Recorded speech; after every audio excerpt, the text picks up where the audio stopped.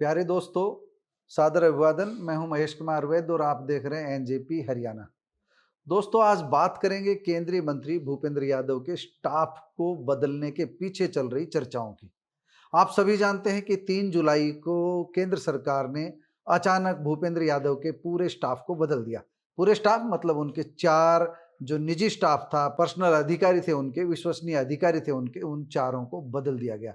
2 को टर्मिनेट कर दिया गया, 2 को हटा दिया गया और 2 को उनके मूल विभाग में भेज दिया गया। सबके बारे में आप पिछले कुछ दिनों से सुन रहे हैं। लगातार अलग-अलग मंचों से अलग-अलग तरह की खबरें आ रही हैं, लेकिन अहम सवाल यही है कि आखिर केंद्र सरकार ने यह चौंकाने वाली अचानक कार्रवाई क्यों की? एक तरह से केंद्रीय मंत्री के लिए ये जो कार्रवाई हुई है, ये पूरी तरह अपमानजनक है और वह भी भूपेंद्र यादव जैसे शक्तिशाली मंत्री के साथ जो कुछ किया गया है, उसे राजनीतिक क्षेत्र पचा नहीं पा रहे हैं। कांग्रेस ने इस पर गंभीरता से सवाल भी उठाया है, हम उसकी भी बात करेंगे। अभी तक जो छन-छन कर बाहर आ रही है खबरें, उसके अनुसार 3 बड़े कारण हैं। हम उन तीनों बड़े कारणों पर आपके साथ चर्चा करेंगे, आपको बताएँगे कि क्या बड़े कारण हैं, क्योंकि आधिकारिक रूप से ना भूपेंद्र यादव अभी तक सामने आए हैं और न ही उनका कोई स्टाफ का साथी कुछ बोल रहा है और न ही अभी तक आधिकारिक रूप से भारत सरकार का पक्ष सामने आया है।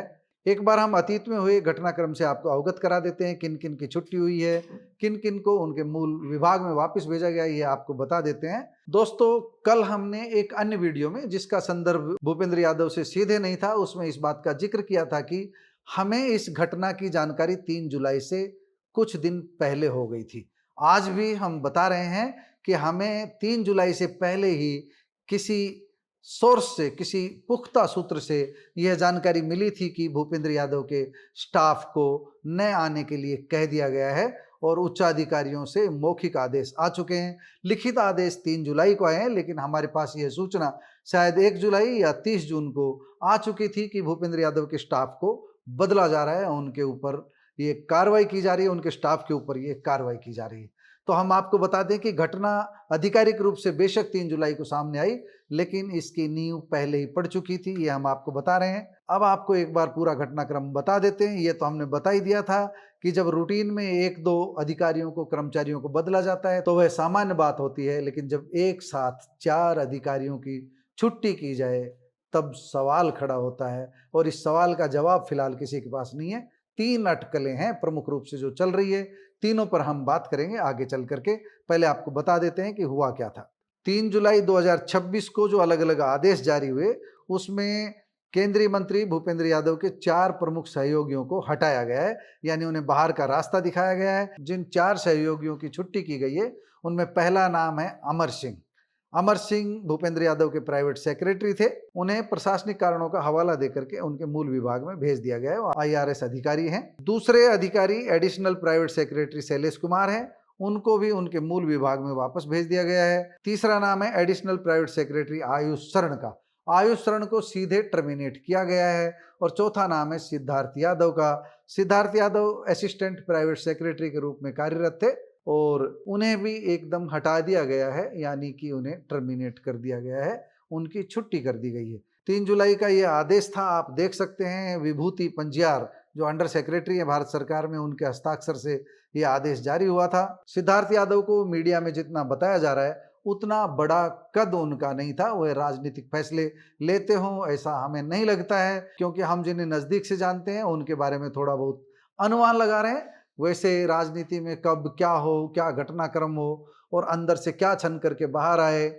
और जांच से क्या निष्कर्ष सामने आएगा, यह सब भविष्य की बात है। लेकिन एक अनुमान हम अपना बता रहे हैं कि सिद्धार्थ यादव की उतनी ऊंची पहुंच नहीं थी जिसको लेकर के मीडिया में चर्चा है। सिद्धार्थ यादव भूपेंद्र यादव के विश्वसनीय थे, लेकिन वह एक अधिकारी के रूप में नहीं बल्कि उनके निजी सहायक के रूप में कार्य कर रहे थे।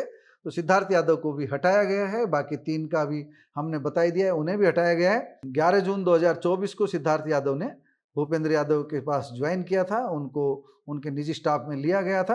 कांग्रेस ने इस पर जो सवाल उठाया वह हम आपको बता देते हैं। कांग्रेस के एक चर्चित प्रवक्ता हैं अभिषेक मनु सिंघवी, वकील भी हैं। अभिषेक मनु सिंघवी ने सीधे तीर चलाए हैं। उन्होंने अपने एक्स प्लेटफॉर्म पर लिखा है कि जब रातों रात किसी मंत्री के दफ्तर का क्लीन स्वीप हो जाए तो वहाँ जरूर कोई कहानी छिपी होती है। प्राइवेट सेक्रेटरी और कई अधिकारियों का तत्काल प्रभाव से हटना कोई छोटी प्रशासनिक घटना नहीं, बल्कि एक हेडलाइन है, भले ही अखबारों ने इसे हेडलाइन नहीं बनाया। ये अभिषेक मनु सिंघवी का कहना है। अब इस मामले में जनता के मन में कई सवाल है जिनके जवाब अभी किसी भी स्तर पर नहीं आए हैं। लोगों को यह जानने की जिज्ञासा है कि आखिर हुआ क्या है। इस बारे में जो 3 चर्चाएं अलग अलग चल रही है वह हम आपको बता देते हैं। एक चर्चा यह निकलकर सामने आ रही है कि भूपेंद्र यादव को लगभग 10 दिन पहले राजस्थान का मुख्यमंत्री बनाना लगभग तय कर लिया था। भाजपा की एक शक्तिशाली लॉबी भूपेंद्र यादव के पक्ष में थी, उन्हें मुख्यमंत्री बनाने की हरी झंडी दी जा चुकी थी। ये चर्चाएं चल रही है। हम इस चर्चा को न सच बता रहे हैं न इस चर्चा को झूठ बता रहे हैं, क्योंकि हम सिर्फ वह बता रहे हैं जो अभी तक चर्चा में है। साफ तौर पर तो भूपेंद्र यादव को सामने आकर के ही बताना होगा कि क्या कुछ कारण रहा, या केंद्र सरकार को बताना होगा। और अगर केंद्र सरकार और भूपेंद्र यादव को छुपाएंगे तो जनता की जिज्ञासा जाहिर है बरकरार रहेगी। पहली बात हमने बताई, पहली चर्चा भूपेंद्र यादव को मुख्यमंत्री बनाया जा रहा था, इसलिए उनकी राह में रुकावट डाली गई। दूसरी बात राजस्थान रिफाइनरी की आ रही है। प्रधानमंत्री नरेंद्र मोदी 5 दिन पहले राजस्थान के बाड़मेर में गए थे। जिस रिफाइनरी का उद्घाटन किया था, उस रिफाइनरी को लेकर के पर्यावरण एवं वन मंत्रालय की भूमिका को संदिग्ध माना जा रहा है, भूमिका को सही नहीं माना जा रहा है। पीएमओ में इसको लेकर के नाराजगी थी, और जब इन नाराजगी की खबरों पर प्रधानमंत्री कार्यालय से संज्ञान लिया गया, जानकारी मांगी गई, तब बताया गया कि स्टाफ के स्तर पर कुछ गड़बड़ हुई है। क्या गड़बड़ हुई है, क्या जानकारी मांगी गई, किसी को कुछ नहीं पता, क्योंकि सब बंद मुट्ठी है, कोई कुछ बोल नहीं रहा है इस विषय पर। इसलिए दूसरी जो कहानी है वो राजस्थान की रिफाइनरी से जुड़ी है, वन एवं पर्यावरण मंत्रालय की भूमिका से जुड़ी है, लेकिन क्या जुड़ी है कोई कुछ बोलने के लिए तैयार नहीं है। अभी मीडिया के अलग अलग मंचों से जो जानकारी आ रही है वही हम आपको बता रहे हैं। और तीसरी और सबसे अहम जानकारी जो सामने आ रही है वह ये है कि केंद्रीय मंत्रिमंडल में आने वाले दिनों में बदलाव होने जा रहा है। इस बदलाव में एक पक्ष ऐसा है जो भूपेंद्र यादव की छुट्टी चाहता है, और दूसरा पक्ष ऐसा है जो उन्हें ताकतवर देखना चाहता है। भूपेंद्र यादव अमित शाह के चहेते हैं। ये माना जा रहा है कि नरेंद्र मोदी के विकल्प के रूप में अमित शाह और योगी आदित्यनाथ के बीच सब कुछ सही नहीं चल रहा है। आने वाले दिनों में कुछ बड़े बड़े फैसले होने हैं। इन बड़े बड़े फैसलों में किसकी कुर्सी जाएगी, किसकी बचेगी, यह कहना अभी संभव नहीं है।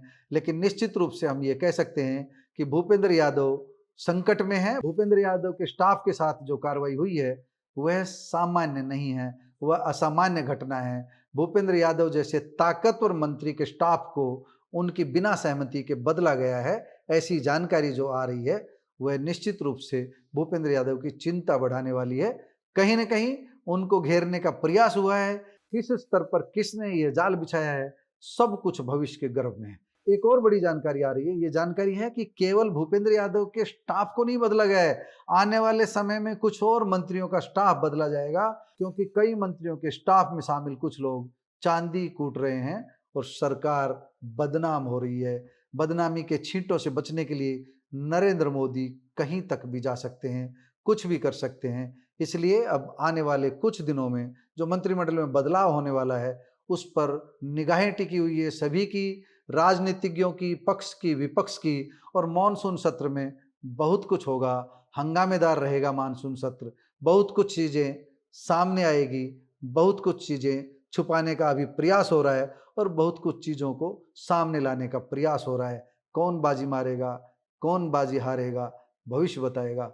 दोस्तों, आप भूपेंद्र यादव प्रकरण को लेकर क्या सोचते हैं, कमेंट बॉक्स में जाकर बताइएगा जरूर। नमस्कार, धन्यवाद।